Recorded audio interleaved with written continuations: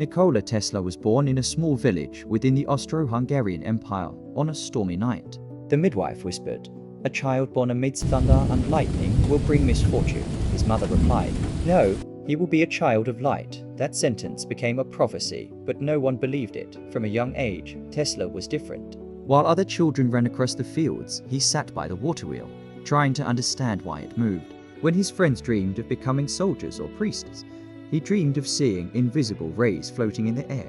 He drew, took notes, and told his teacher that one day, electricity will flow through the air like water. The whole class burst into laughter. The teacher scolded him. "Nikola, stop imagining nonsense. Mankind cannot command thunder. That is the will of God." He fell silent and bowed his head. But inside him, another kind of light began to burn in 1875. Tesla entered the Polytechnic Institute in Graz. He was obsessed with lectures on electricity. Instead of taking notes like everyone else, he recreated the entire machine in his mind, testing and adjusting it in his imagination. When his professor declared that the future belonged to direct current motors, Tesla stood up in front of the class and said, "No, Professor, the current must rotate, like the Earth." Only then would energy never be wasted. The lecture hall erupted in laughter. The professor, furious, dismissed him. "That is the most absurd thing I have ever heard." From that day on, Tesla became the school's eccentric, the student who needed no paper, no machines, only his mind. But within that mind, flashes of light continued to burst, visions of coils, magnetic fields, and spinning energy. He began to lose himself in those visions. He barely slept, barely ate, and spoke to himself constantly. Friends drifted away, teachers mocked him, and his father feared he had gone insane. People whispered, "Nikola has been possessed. He talks to electricity." At 25, Tesla broke down. One night, he wandered under the rain, watching lightning tear across the sky. And in that moment, he saw, inside his mind, the image of alternating current, a discovery that could change the world. But the world did not care to listen. Tesla brought his idea to scientists, wrote letters, sketched diagrams, and explained the principle. The response was always the same, a shake of the head, followed by mocking laughter. "Do you think you are smarter than Edison? Stop dreaming, or you're just a fool chasing fantasies." To others, dreamer was a compliment. To Tesla, it was a sentence. He was expelled, rejected, branded a failure. Yet in the long nights of solitude, he whispered to himself, "If I am right, the future will shine." In 1884, Nikola Tesla arrived in America with just $4 in his pocket, an old suit, and a letter of introduction to Thomas Edison. On the streets of New York, electric light was still a luxury, but in Tesla's mind, the entire sky was already ablaze. "I will make light the language of humanity." That was what he told himself as he watched the factory smoke rise and nameless crowds laugh beneath oil lamps. No one cared about his dream. No one understood the meaning of that light inside this man's mind. When Tesla met Edison, a man the world worshipped as the father of electricity, he thought he had found a kindred spirit. Edison was an idol, a symbol of success in the industrial age. But after only a few months, Tesla realized that a genius and a businessman did not speak the same language. Edison pursued direct current DC, heavy, wasteful, and limited to a few hundred meters.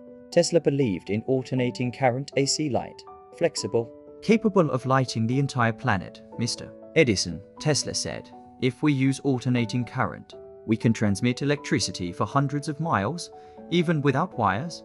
Edison laughed, not even glancing at the drawings. "My friend, that idea is only for dreamers." The whole lab erupted in laughter. One engineer patted Tesla's shoulder. "Here, we work. We don't dream." So Tesla left. No money, no friends, no home. He dug ditches, carried bricks, working under the scorching sun. The same hands that once designed electric motors now blistered and rough. At night, he lay in a dark boarding room, listening to rats on the floorboards and angry voices outside. But inside his mind, he still heard the soft hum of an imaginary coil.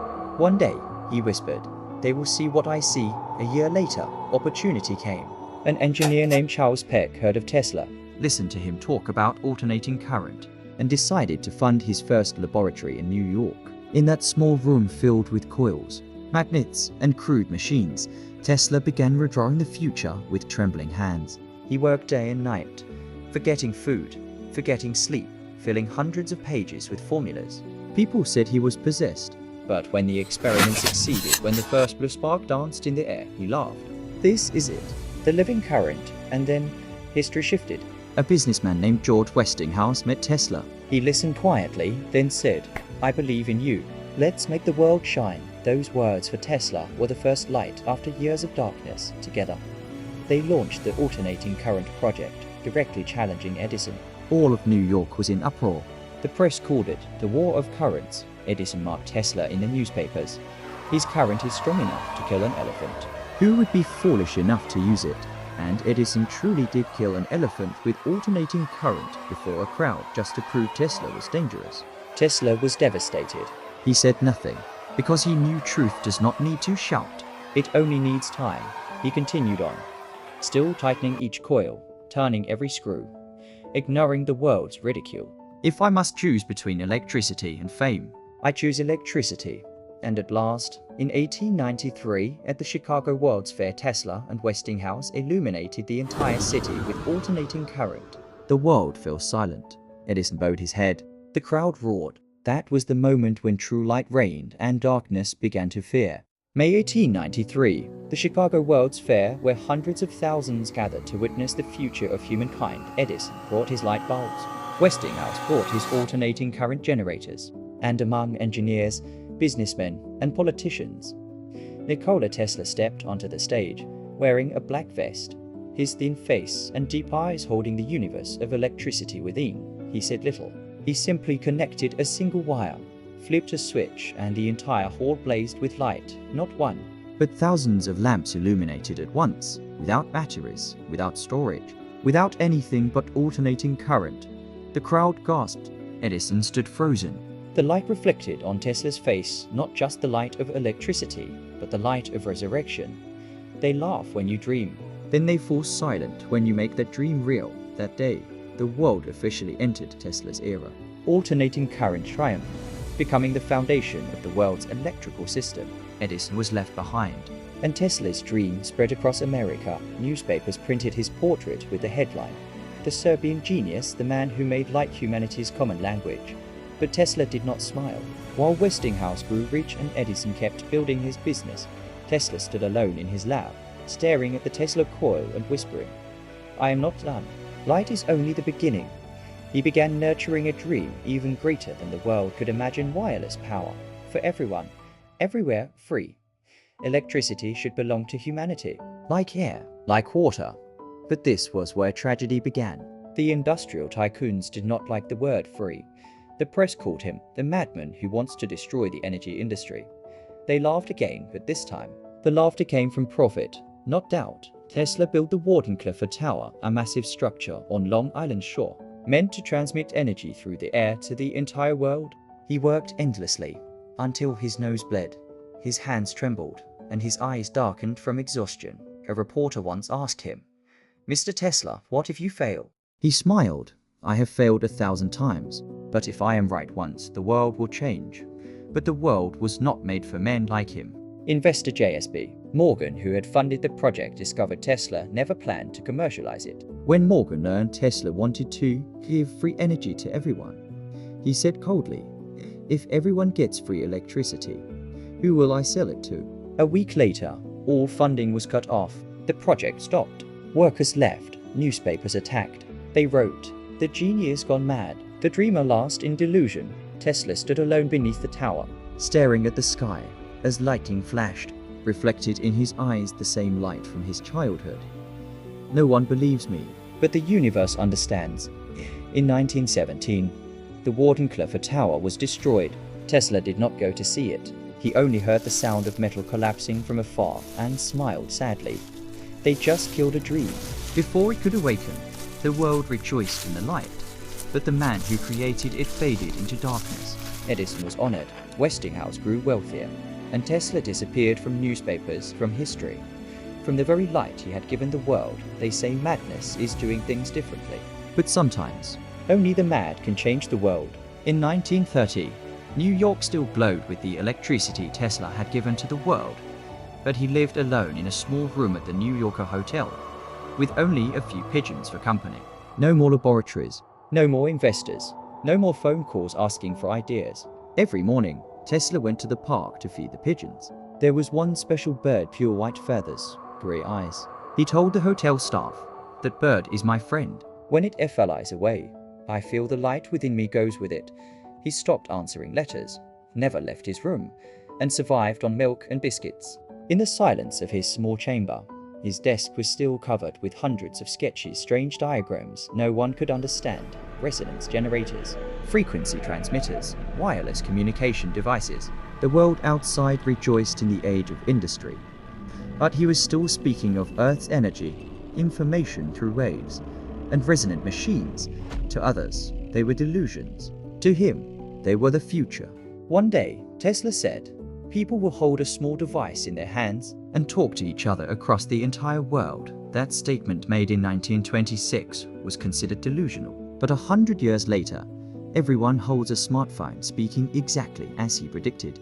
In January 1943, hotel staff discovered Tesla had passed away, sitting quietly on his bed, his frail hands still resting on a stack of drawings. On the table lay a single sheet of paper with trembling handwriting. Everything is energy, frequency, and vibration. He left this world silently, without family, without wealth, leaving behind around 80 notebooks containing hundreds of designs, all later seized by the FBI in the years that followed.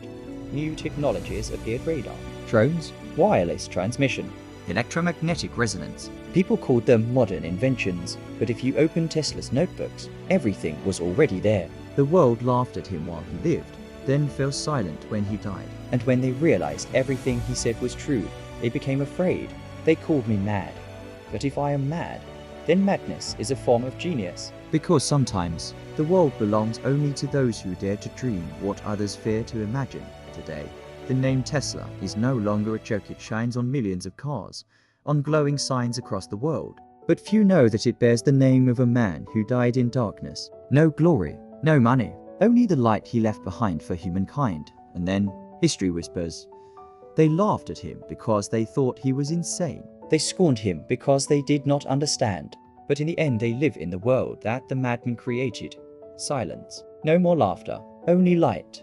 Today, you are reading these words under the glow of electric light, surrounded by modern devices, in a world so bright that darkness no longer exists. But that light did not come from Edison, did not come from Westinghouse. It came from the man the world laughed at his entire life. The one they called the madman who saw lightning inside his head. In history, genius and madness are separated by only one step. Tagline of the serious Nikola Tesla never asked for pity. He never wanted statues built in his name. He only wanted to be understood. Because perhaps inside each of us, there lives a small part of Tesla, an idea once mocked, a dream once called crazy, a lonely night where only the light within keeps burning. If someone ever calls you crazy, smile, because maybe you are just ahead of your time. If the world does not understand you, remember, Tesla once sat alone, drawing the future with nothing but his imagination, and the world only began to understand after he was gone. They laughed when he lived, they trembled when he died, and now they live by the light he left behind. Genius or madman, the one they laugh at today will make the world fall silent tomorrow.